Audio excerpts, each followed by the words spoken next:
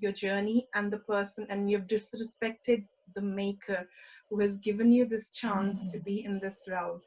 And I've never forgotten that. Never forgotten that. And whenever regret does come in, because we are humans, it is bound to happen at odd times.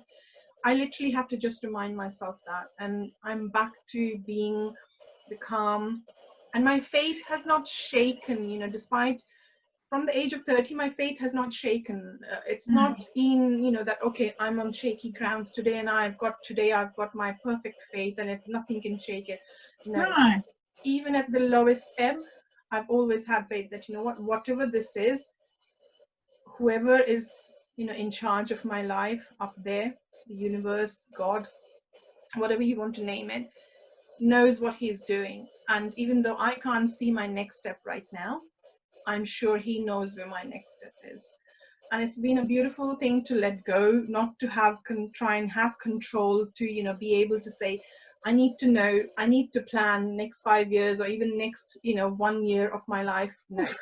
For me, it doesn't work. Whenever I've tried that, it literally just is like, I can literally hear him laughing in my head. And it's like tap, tap, tap, isn't it? Okay, reality check, please. Reality Isn't check. It interesting how many aspects in our lives, particularly from a career perspective, and if you've been in corporate world or any other sort of like specific genre of world, it's very interesting how those formula that are acceptable. And you look at what now we are unlearning at this stage in our lives. You and I, we've had this conversation personally between us. We're in a space of unlearning. Yes. So much so that for me now, it's not about letting things go. It's about actually bringing all that into my heart. Yeah. Because the difference between letting something go means that you're still externalizing. So the reframe of that is now bringing it with love into my heart, because it's been a part of my journey. Why would I deny that it exists? Why would I put it somewhere else, where somewhere down the track I need to go back and retrieve it, We've gone through that phase in our lives, and of knowing that we've had to retrieve things and bring things back into our heart. Yeah. Same with what the construct of what no longer serves us is, okay, what can we now reframe? Yeah. Because everything serves us all the time. Like you, I wouldn't change a thing about my life. I would not change anything that I've ever made as a choice for me. Yeah. I wouldn't change anything that I've assumed was my responsibility when it wasn't, what was my obligation when it wasn't, what was my cause and effect where it may or may not have been, to the degree that it was or wasn't, all of those sorts of things. Yeah. There's not a right or wrong. There's no judgment, no assumptions, all the beautiful,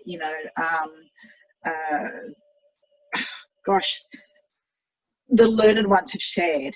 Yes. Downunder is the fifth agreement, highlights it brilliantly. Be with discernment about everything. Be the observer. Acknowledge, yes. Listen, yes. Yes. Observe, yes. We were gifted our senses for a reason, and even when those senses become dimmed in some way, for whatever reason, others amplify. So it's not that we have an excuse to miss anything. Yeah. Life leaves clues. Yes.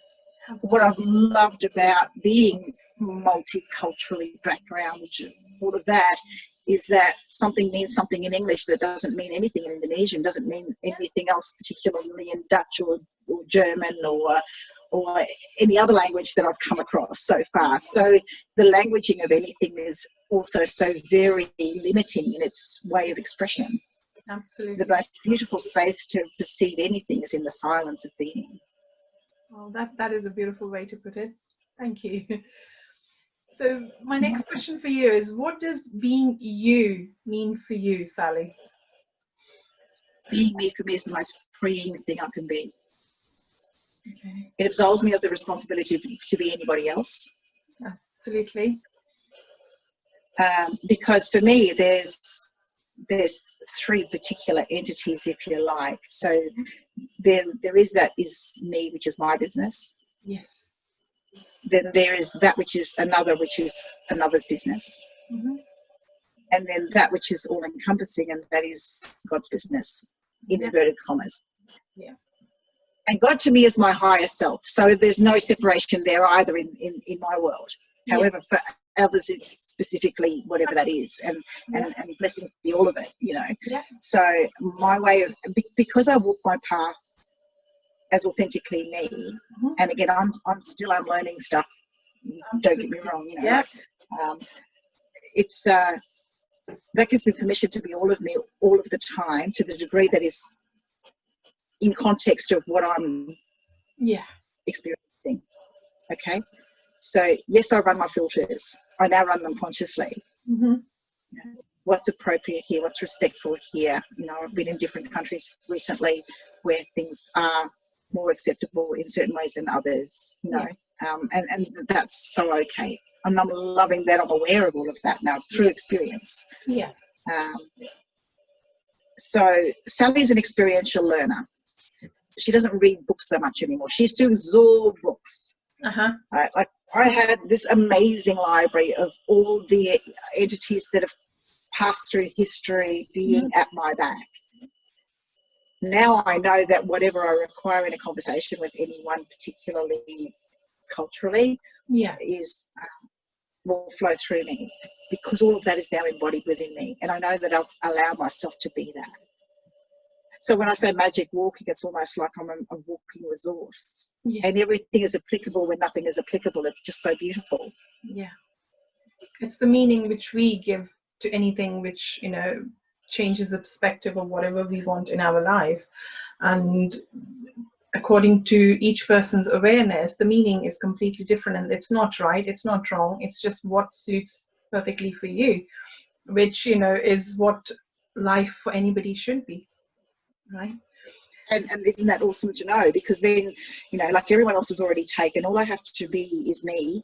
And how awesome, because only I know me best. And what a magical space to be in. Yeah. You know? Which leads to my next question.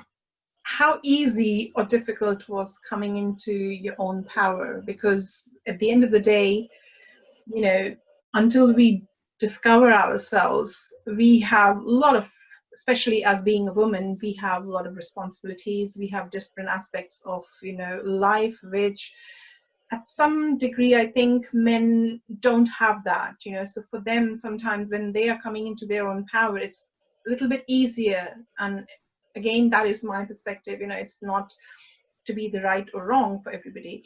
But according to me, I think men find it a little bit easy because, you know, sometimes it's their responsibilities only certain levels, whereas us, we, you know, being a giver, we are a birth giver, so our responsibility starts from the minute we have somebody else to look after.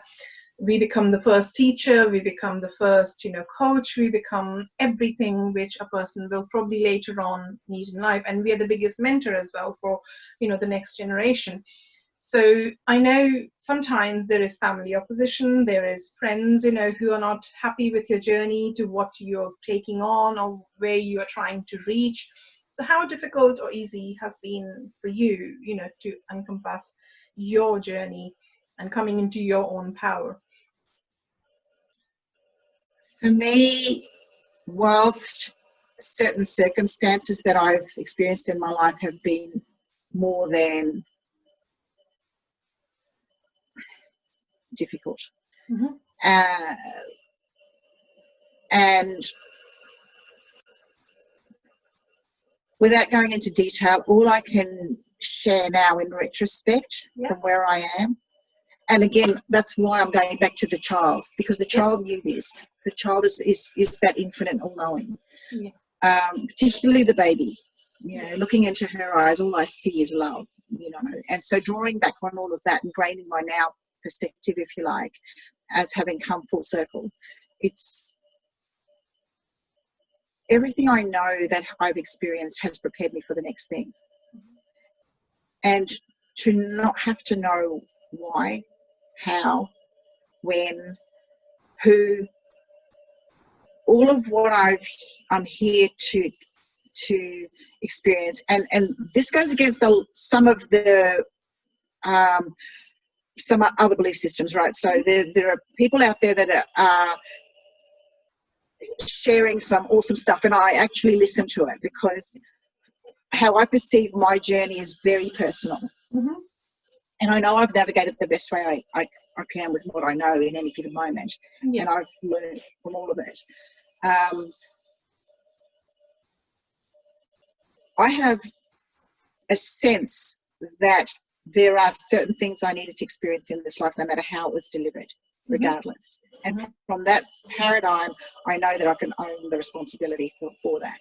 Yeah. As in, not that I was the cause or effect of it, particularly in certain situations. However, because it came into my awareness, because I was a party to it on some level, there was a reason for me being involved.